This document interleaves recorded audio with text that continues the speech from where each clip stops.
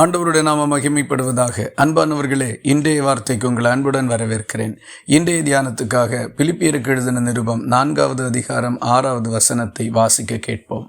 நீங்கள் ஒன்றுக்கும் கவலைப்படாமல் எல்லாவற்றையும் குறித்து உங்கள் விண்ணப்பங்களை ஸ்தோத்திரத்தோட கூடிய ஜெபத்தினாலும் வேண்டுதலினாலும் தேவனுக்கு தெரியப்படுத்துங்கள்.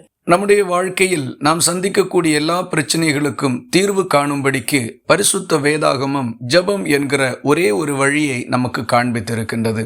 ஜெபத்தின் மூலமாய் மாறாத பிரச்சனைகள் இல்லை, நீங்காத தடைகள் இல்லை. கர்த்தரை நோக்கி ஏறெடுக்கின்ற ஜெபம் நமக்கு வேண்டிய எல்லாவற்றையும் நமக்கு சாதித்து கொடுக்கும். ஏனென்றால் நாம் ஜெபிக்கின்றது மனிதனை பார்த்தல்ல, கர்த்தரை நோக்கி. இதை அறிந்து தங்கள் வாழ்க்கையில் ஜெபித்த எல்லாரும் எந்த பெரிய பிரச்சனையையும் வென்று சாதித்திருக்கின்றார்கள். தேவன் சோதோமை அழிக்க சித்தம் கொண்டபோது ஆபிரகாம் தன்னுடைய சகோதரனுடைய மகன் தப்புவிக்கப்படும்படிக்கு கர்த்தரிடத்தில் விண்ணப்பம் பண்ணினான். லோத்தும் குடும்பமும் காப்பாற்றப்பட்டார்கள். தேவன் தம்முடைய ஜனத்தை அழிக்காதபடிக்கு மோசே கர்த்தருக்கு முன்பாக திறப்பில்லை நின்றார். ஜனங்கள் காப்பாற்றப்பட்டார்கள். தாவீதும் அவனுடைய இராணுவ வீரர்களும் தங்கியிருந்த சிக்லாக் என்கிற பட்டணம் எதிரிகள் கையில் அகப்பட்டு அவர்களுடைய உடைமைகள் எல்லாம் கொள்ளையாடி கொண்டு போகப்பட்ட போது கர்த்தரை நோக்கி ஜெபித்தார். அவன் ஒன்றும் குறையாமல் திருப்பிக் கொண்டான். அன்னாள் கண்ணீரோடு ஒரு பிள்ளைக்காக கர்த்தரிடத்தில் வேண்டிக் கொண்டாள். அவள் கேட்டுக்கொண்டபடியே ஒரு ஆண் பிள்ளையை கொடுத்தார். தன்னுடைய சொந்த தேசத்திற்கு போய் அதை சரிப்படுத்த வேண்டும் என்பதற்காக நெகேமியா ராஜாவினிடத்தில் பேசுவதற்கு முன்பதாக கர்த்தரை நோக்கி ஜெபம் பண்ணினார். நெகேமியா கேட்டதெல்லாம் அவனுக்கு வாய்க்க பண்ணப்பட்டது.